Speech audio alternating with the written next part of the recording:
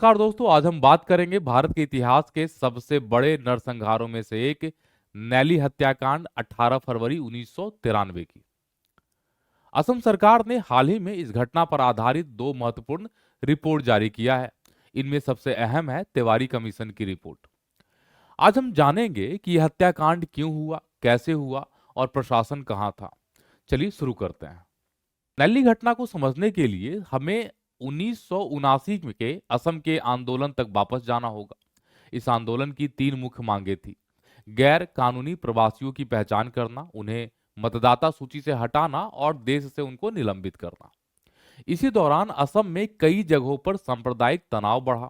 नगांव जिला भी इसमें बुरी तरीके से आपका प्रभावित था। पर आंदोलनकारियों ने कहा कि जब तक मतदाता सूची शुद्ध नहीं होगी, वे चुनाव नहीं होने देंगे। कई संगठन ने चुनाव का बहिष्कार किया और हिंसा इससे और ज्यादा बढ़ गई। तिवारी कमीशन की रिपोर्ट बताती है कि नगांव में 1980 से ही तनाव था। घरों को जलाया गया, टकराव हुए, बम विस्फोट हुए। सरकारी कर्मचारियों ने हड़ताल तक कर दी। प्रशासन ने कई कदम उठाए थे, जैसे 1046 लोगों को गिरफ्तार किया गया था। एनएसए के तहत 22 लोगों को बंदी बनाया गया था। हथियारों के लाइसेंस निलंबित किए गए थे। लेकिन फिर भी हालात काबू में नहीं थे और 18 फरवरी 1983 की सुबह नैली क्षेत्र के 13 गांवों में अचानक हजारों लोग घातक हथियारों के साथ पहुंच गए। उन्होंने मुस्लिम घरों को जलाया, उनके ऊपर हमला किया। महिलाओं और बच्चों को भी उन्होंने नहीं छोड़ा। हिंसा लगभग 7 घंटे चली, यानी सुबह 8 बजे से लेकर दोपहर तक। सरकारी आंकड़ा बताता है कि इसमें मौतों की संख्या 1800 थी, लेकिन अनौपचारिक संख्या 3000 से भी ज्यादा रही। अब सवाल ऐसे में ये उठता है कि भाई प्रशासन कहाँ था। सबसे बड़ा सवाल है कि जब इतना बड़ा हमला हो रहा था तो प्रशासन और पुलिस कहाँ थी। तिवारी कमीशन ने अपनी रिपोर्ट में साफ लिखा है कि सूचना हुई थी लेकिन कार्रवाई नहीं हुई। सूचना या तो देर से मिली या सूचना की अनदेखी की गई।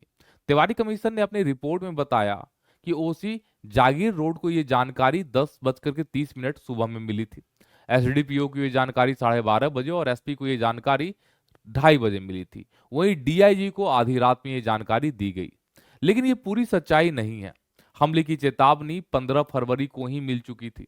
15 फरवरी को नल्ली के 2 लोग और एक प्रोफेसर ने बताया था कि करीब 1000 असमिया लोग हथियारों के साथ इकट्ठा हो रहे हैं। और जो नजदीकी पुलिस स्टेशन है, उसने ये संदेश एसडीपीओ को भी भेजा था।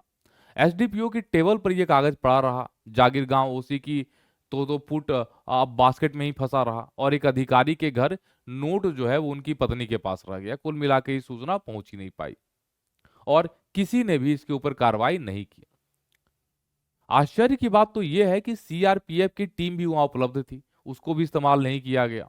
रिपोर्ट बताता है कि 17 फरवरी की रात जागीर रोड में सीआरपीएफ की पूरी कंपनी मौजूद थी, लेकिन 18 तारीख की सुबह जब हमला हुआ, इसका उपयोग नहीं किया गया।